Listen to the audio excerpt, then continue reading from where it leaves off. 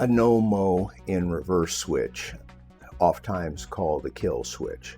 What that effectively does is it shuts off the blade so that when the machine goes in reverse, the blade no longer is spinning. And whereas a child may be knocked over and caught under the deck for a few moments, generally the resistance there, the operator will feel.